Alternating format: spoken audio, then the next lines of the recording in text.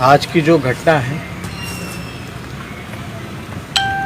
एक आईएएस अधिकारी जो मुख्य सचिव रैंक के हैं, SC/ST थाने में लगभग जो है 5 से 6 घंटे बैठे हुए हैं। उनका FIR जो है वो नहीं लिया जा रहा। आप लोग कल्पना कर सकते हैं कि बिहार में किस प्रकार का तानाशाही चल रहा है। एक मुख्य सचिव का अधिकारी उस रैंक का बकायदा पूरा डॉक्यूमेंट के साथ, एविडेंस के साथ वो मुख्यमंत्री जी पर और उनके कई अधिकारियों पर FIR करने पहुंचता है, लेकिन FIR नहीं लिया जाता। आप सबको याद दिलाना चाहेंगे, चुनाव का वक्त था, नेता विरोधी दल पर FIR हो जाता है हत्या का। हमने खुल करके बोला था भाई कि आप जांच कराइए। जब नेता विरोधी दल पे FIR हो सकता है तो मुख्यमंत्री और उनके अधिकारियों पर FIR क्यों नहीं हो रहा? और वो भी वो करने वाले हैं मुख्य सचिव के रैंक के अधिकारी, बकायदा दस्तावेज के साथ। आप कल्पना कर सकते हैं, बल्कि थाना का प्रोसीजर है, कोई भी अगर कंप्लेन करता है तो उसको कंप्लेन को लेना ही पड़ता है। आखिर ऐसा क्या कारण है कि नीतीश कुमार जी के अधिकारी जो हैं, जो प्रधान सचिव हैं, उनके मंत्री भी उन्हीं पे आरोप लगाते हैं और इनके अधिकारी जो मुख्य सचिव रैंक के अधिकारी हैं वो भी उन्हीं पे आरोप लगाते हैं। और इसमें बात तो बढ़ गई है भाई। आखिर ऐसा क्या प्रेम है कि कोई कार्रवाई नहीं करते नीतीश कुमार जी? हमने तो खुल करके ना बोला था कि भाई जांच कराइए, और 10 दिन के अंदर जो है रिपोर्ट आ गया था, सच सामने आ गया था मेरे ऊपर, हमको क्लीन चिट दे दिया गया था। तो साच को आज किस बात का? नीतीश कुमार जी सुशासन का दुहाई देते हैं कि बिहार में सुशासन का राज है, लेकिन आप कल्पना कर लीजिए क्या स्थिति बनी हुई है बिहार की।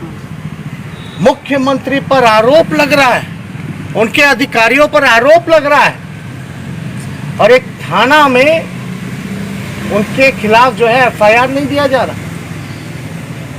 और वो भी वैसा व्यक्ति जो समय पर जो गृह सचिव भी रह चुका हो, जिसको सारे नियम हवाले पता है, कानून की जानकारी है, और इतने घंटे से जो है अब तक जो है बैठा करके रखा गया। ये बड़ा गंभीर मसला। देश में आज तक हमने नहीं देखा कि ऐसे मुख्यमंत्री पर आरोप लगता हो और तानाशाही रवैया अपनाया गया। कंप्लेन ही नहीं लिया जा रहा। अरे भाई कंप्लेन ले लीजिए, इंक्वायरी जो भी होता है, पहला कंप्लेन फर्स्ट इन्वेस्टिगेशन कर लेगा भाई, पता चलेगा कि कंप्लेन में दम है कि नहीं है। तो इसमें डर किस बात का है भाई?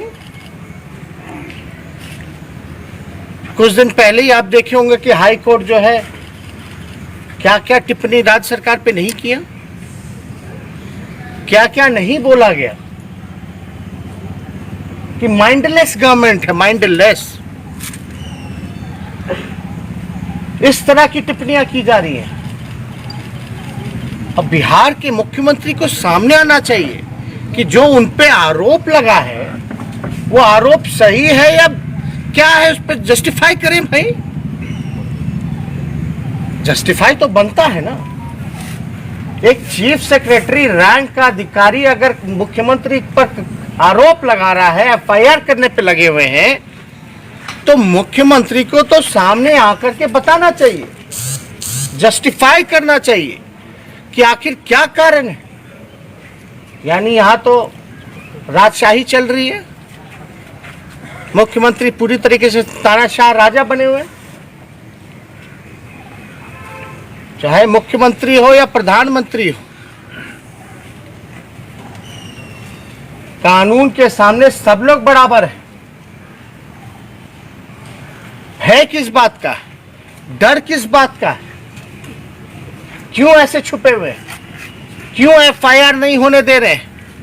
क्यों 5-6 घंटा से उस अधिकारी को वहां बैठाया गया है?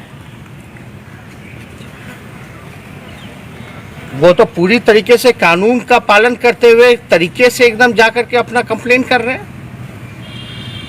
दस्तावेज दे रहे हैं। ये तो पुलिस की जिम्मेदारी है, थाने की जिम्मेदारी है कि कंप्लेन ले, एफआईआर दर्ज कराए, इन्वेस्टिगेट करे। दूध का दूध पानी का पानी हो जाएगा। अब मुख्यमंत्री जी ईमानदार हैं तो पता चल जाएगा, लेकिन ये बात जो है दूर तक जारी है।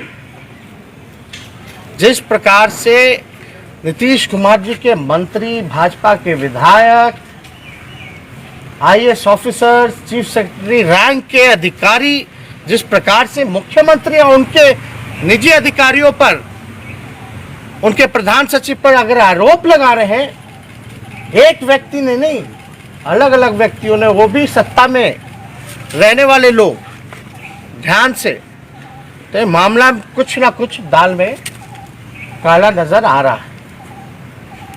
ये मामला दूर तक जाएगा। क्यों मुख्यमंत्री पे एफआईआर नहीं हो सकता? आप लोगों ने भी कई बार दिखाया था, जब हम पे हत्या का मुकदमा हुआ, हमने खुद आपको बोला कि भाई जांच होनी चाहिए, जांच कराई जाए चुनाव के समय, क्या दिक्कत है? लेकिन इस तरह की घटना अगर हो रही है तो आप कल्पना नहीं कर सकते बिहार में किस प्रकार का सुशासन चल रहा है, तानाशाह चल रहा है। पूरी तरीके से भ्रष्ट लोगों का जिम्मेदारी दी गई है। बिना भ्रष्टाचार के कुछ नहीं होता है। ईमानदार लोगों को डराया जाता है, धमकाया जाता है। पूरे सुशासन में नीतीश जी का यही काम हुआ है। इसलिए हम तो चाहेंगे कि मुख्यमंत्री जी पुलिस से भी निवेदन करेंगे, डीजीपी से भी आपके माध्यम से निवेदन करेंगे कि मुख्यमंत्री या कोई हो, कंप्लेंट तो दर्ज होना चाहिए, ये उनका अधिकार बनता है। आखिर मुख्यमंत्री है तो कोई कंप्लेंट नहीं हो सकता। ये तो पद का दुरुपयोग करना है। माननीय नीतीश कुमार जी पद का दुरुपयोग कर रहे हैं पूरी तरीके से, और ऐसे ऐसे कई भ्रष्टाचारी अधिकारियों को जो है बार बार बचाने का काम करें। आखिर कौन सा प्यार है, कौन सा प्रेम है कि उनके मंत्री भी कहते हैं, हर विधायक से लेकर के सब लोग कह रहे हैं, फिर भी मुख्यमंत्री जी का प्यार जो है उस अधिकारी के प्रति जागा हुआ। अब तो मुख्यमंत्री पर एफआईआर हो रहा, बाकायदा सबूत। और हमको लगता है कि अगर एफआईआर होगा तो इसमें बुरी तरीके से माननीय नीतीश कुमार जी फंसने जा रहे हैं, हिला कह रहे भाई, पूरी तरीके से। और यही कारण है, डर का कारण है, जिसके लिए ये एफआईआर तक नहीं होने दे रहे। यही एक कारण है। तो इससे जुड़ा हुआ कोई सवाल हमको तो लगा भाई, आज अचानक से आप न्यूज़ के माध्यम से हमने देखा, बोले तो बड़ा गंभीर मसला। कोई मुख्य सचिव रैंक का अधिकारी कोई मामूली रैंक नहीं होता। एग्जीक्यूटिव पावर में अगर देखा जाए तो सीएम के बाद जो है उन्हीं लोगों को पावर है, उसी रैंक के अधिकारियों को ज्यादातर पावर है। अगर ऐसी बात आ रही है, जिन उनके अंडर काम किया होगा, कोई बात होगी तो कंप्लेन तो लेना चाहिए। आखिर कारण क्या है हमको तो समझ भी नहीं आ रहा। ना नैतिकता बचा, ना अंतरात्मा बची मुख्यमंत्री जी की। बात बात पे हमको कहते थे कि भाई एक्सप्लेन कर दीजिए, एक्सप्लेन कर दीजिए। अब हम लोग कह रहे हैं कि भाई अब थोड़ा एक्सप्लेन कर दीजिए। हत्या का मुकदमा कैसे रफा दफा हुआ वो सब लोग जानते हैं। जो उन पे हत्या का आरोप था उस पर हमको कुछ नहीं कहना। जो मरे हैं उनके परिवार वाले से जाके पूछ लीजिएगा। लेकिन ये बात, ताज़ी ताज़ी बात, ये आज की घटना, अभी भी शायद जो अधिकारी जो हैं SC ST थाने जो है बैठे हुए, और एक दलित अधिकारी कंप्लेन कर रहा है सैकड़ों कागजों के साथ। जरूर उस कागज में दम होगा, जरूर उस अधिकारी ने साहस दिखाया है। हम तो मांग भी करेंगे कि भाई वैसे अधिकारी को सुरक्षा भी प्रदान की जाए, सुरक्षा भी दी जाए। और इतना साहस दिखाया है तो बिना कोई एविडेंस के इतना बड़ा अधिकारी जो है ये बचकानी हरकतें नहीं करेगा। जरूर कुछ ना कुछ है और उसी के कारण की वजह से मुख्यमंत्री जो है एफआईआर नहीं होने देना। और इस पे कुछ बोलते नहीं है, थोड़ा एक्सप्लेन करना चाहिए कि उनका आरोप क्या है। सुनने में आया कि कागज आगज जो है सब सीएम हाउस में जा रहा है, कॉपी लेके भाग गए, कॉपी लेकर के कोई भाग जा रहा है। दस्तावेज जो है मुख्यमंत्री जी को दिखाया जा रहा है, उनके लीगल सलाहकारों को बुलाया गया है, पूरे अधिकारियों की मंडली को बैठा दिया गया है। भाई कि क्या मामला है, इस तरह की हरकतें होगी भाई। अब जिसके ऊपर आरोप लग रहा है वो तय करेगा कि उस पर एफआईआर होना चाहिए कि नहीं होना चाहिए। ऐसे कानून चलेगा, ऐसे कानून का राज चलेगा। ये बहुत ही निंदनीय घटना है, शर्मसार करता है। और मुख्यमंत्री जी कम से कम, डीजीपी साहब कम से कम अपने कर्तव्यों को निभाएं, इन्वेस्टिगेट कीजिए, एफआईआर कंप्लेन लीजिए। दूध का दूध पानी का पानी हो जाएगा। आखिर डर किस बात का, अगर मुख्यमंत्री ने कुछ नहीं किया तो? यानी कुछ ना कुछ गड़बड़ है तभी ना एफआईआर नहीं हो रहा है। ये बात तो सिद्ध हो गया।